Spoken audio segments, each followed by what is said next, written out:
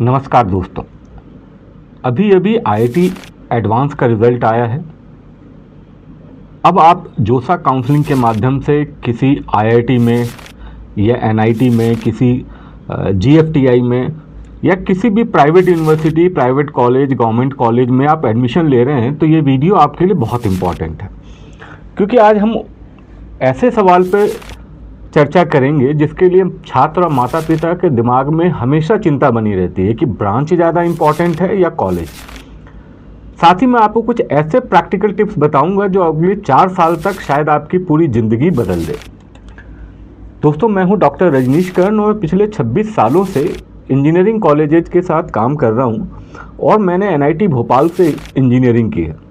सबसे पहले एक बात समझते हैं कि काउंसलिंग के समय क्या है, अधिकांश छात्र केवल कट ऑफ देखकर कॉलेज भर देते हैं। कोई कहता है कंप्यूटर साइंस ही लेना है, कोई कहता है नहीं मुझे तो आईआईटी का टैग चाहिए, ब्रांच चाहे कोई भी हो। कोई घर के पास वाला कॉलेज चुनता है ताकि रोज़ आना जाना कर सके। लेकिन सच्चाई ये है कि इंजीनियरिंग जो है वो केवल डिग्री का नाम नहीं है। इंजीनियरिंग एक तरीके की आपकी ट्रांसफॉर्मेशन जर्नी है। यदि आप जिस कॉलेज में भी प्रवेश लेंगे वहाँ का इन्वायरमेंट अगले 4 साल तक आपकी सोच, आपकी आदतें, आपकी पर्सनालिटी और आपके कैरियर को प्रभावित करेगा। ब्रांच या कॉलेज कैसे चुनें? देखिए, इसका कोई यूनिवर्सल आंसर नहीं है, लेकिन मैं आपको एक प्रैक्टिकल फार्मूला बताता हूँ। अगर आपका इंटरेस्ट बहुत स्पष्ट है, ध्यान दें इंटरेस्ट, जैसे कि आपको कोडिंग बहुत अच्छी लगती है, एआई, डेटा साइंस और सॉफ्टवेयर डेवलपमेंट में जाना और आपने ठान रखा है, तो आपको ब्रांच को प्राथमिकता देनी चाहिए। इसलिए नहीं कि ट्रेंड है, ट्रेंड देख के बिल्कुल ब्रांच का सिलेक्शन ना करें। आप अपने इंटरेस्ट के हिसाब से, अगर इन सब चीज़ों में आपका बहुत कीन इंटरेस्ट है, तो उदाहरण के लिए आप computer science, AI, data science, electronics with computing, ऐसे ब्रांच से इसका कैरियर से सीधा संबंध है, तो आप बिल्कुल ब्रांच को प्रेफरेंस दीजिए। लेकिन मैक्सिमम स्टूडेंट का जो इंटरेस्ट है वो स्पष्ट नहीं होता, तब ऐसे केस में आपको ब्रांच से ज़्यादा कॉलेज को प्रेफरेंस देना चाहिए, क्योंकि एक अच्छा कॉलेज जो है वो आपके लिए एक बेहतर पीयर ग्रुप देता है, बेहतर एलुमनी नेटवर्क देता है, बेहतर एक्सपोजर देता है। वहाँ पे बेहतर क्लब्स होंगे आप, जिससे आपकी एक्स्ट्रा करिकुलर एक्टिविटीज़ होंगी, है ना, इंडस्ट्री की अपॉर्चुनिटीज़ होंगी, इंडस्ट्री से कनेक्ट होगा। तो कई बार जो है एवरेज ब्रांच में जो टॉप कॉलेज का छात्र है वो बहुत आगे निकल जाता है कि अगर वो किसी टॉप ब्रांच में है लेकिन कॉलेज अगर एवरेज है। तो ध्यान दीजिए कि अगर आपका इंटरेस्ट स्पष्ट नहीं है, है ना, कि आपको अभी अभी कंफ्यूज हैं, तो आप जो है कॉलेज को प्रेफरेंस दें। अब कॉलेज का रिसर्च कैसे करना है? देखिए, काउंसलिंग के लिए ना के समय केवल एनआईआरएफ रैंकिंग देख करके निर्णय मत लीजिए। इन चीज़ों को अवश्य जांचिए कि वहाँ का प्लेसमेंट रिकॉर्ड कैसा है। देखिए, आईआईटी एनआईटी तो हमेशा ही बेहतर हैं, लेकिन जब अन्य कॉलेज की बात करें तो वहाँ का प्लेसमेंट जो है रिपोर्ट जरूर चेक करिए। देखिए, मैक्सिमम प्लेसमेंट देख के आप प्रभावित मत होइए, मतलब हाईएस्ट पैकेज देख के आप प्रभावित मत होइए, बल्कि वहाँ का एवरेज पैकेज देखिए, क्योंकि एवरेज पैकेज बताएगा कि वहाँ का प्लेसमेंट कैसा है। फैकल्टी और एकेडमिक कल्चर, कॉलेज की वेबसाइट पे फैकल्टी के प्रोफाइल देखिए, कितने प्रोफेसर पीएचडी हैं, कितने रिसर्च प्रोजेक्ट चल रहे हैं, उनका एलुमनी नेटवर्क कैसा है।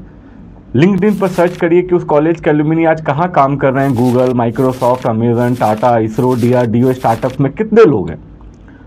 और सबसे इंपॉर्टेंट, वहाँ की कैंपस लाइफ कैसी है, वहाँ कितने टेक्निकल क्लब्स हैं, कितनी कल्चरल एक्टिविटीज़ हैं, एंटरप्रेन्योरशिप सेल क्या है, हैकाथॉन्स होते हैं कि नहीं होते।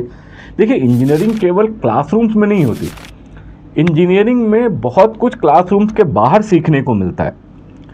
और एक लोकेशन तो इम्पॉर्टेंट है ही, लोकेशन कि कॉलेज किस शहर में है, वहाँ का इंडस्ट्री एक्सपोजर है कि नहीं है, इंटर्नशिप की अपॉर्चुनिटी उपलब्ध है कि नहीं। कई बार सिटी इकोसिस्टम भी जो है कैरियर के ग्रोथ में बहुत बड़ा योगदान देता है। और सबसे जो एक इम्पॉर्टेंट सवाल है जो सबसे ज़्यादा इग्नोर किया जाता है वो है हॉस्टल लाइफ। देखिए, मैं व्यक्तिगत रूप से ये मानता हूँ कि यदि संभव हो तो हर इंजीनियरिंग स्टूडेंट को कम से कम एक बार हॉस्टल लाइफ जो है अवश्य जीना चाहिए। आज कई छात्र जो हैं केवल इसलिए कॉलेज चुनते हैं क्योंकि वो घर से उनके पास है, 10, 12, 15, 20 किलोमीटर की दूरी पे, उनको लगता है हॉस्टल का खर्च बच जाएगा। लेकिन कई बार तो आप पैसे बचा लेते हैं, लेकिन लाइफ के ये जो सबसे इम्पॉर्टेंट एक्सपीरियंस है उसको आप मिस कर देते हैं। हॉस्टल लाइफ हमको क्या सिखाती है? सेल्फ मैनेजमेंट, यहाँ मम्मी नहीं जगाने आएंगे, पापा आपके असाइनमेंट नहीं कराएंगे, आपको अपना शेड्यूल जो है वो खुद बनाना होता है। सेल्फ डिसिप्लिन, कब पढ़ना है, कब सोना है, कब प्रोजेक्ट कंप्लीट करना है, ये सब आपको खुद ही निर्णय लेना पड़ता है, खुद ही तय करना पड़ता है। आप में आती है लीडरशिप की क्वालिटी। हॉस्टल में कोई इवेंट ऑर्गेनाइज हो रहा है, टीम संभालना है, कॉन्फ्लिक्ट्स को मैनेज करना है, लोगों को साथ लेकर चलना है, यहाँ से लीडरशिप क्वालिटी आप में डेवलप होती है। आपका कम्युनिकेशन स्किल इंप्रूव होता है। आप अलग अलग राज्यों के छात्रों के साथ रहते हैं, विभिन्न कल्चर, लैंग्वेजेज और सोच वाले लोगों से मिलते हैं। ये डाइवर्सिटी जो है आपको एक ग्लोबल सिटीजन बनाती है।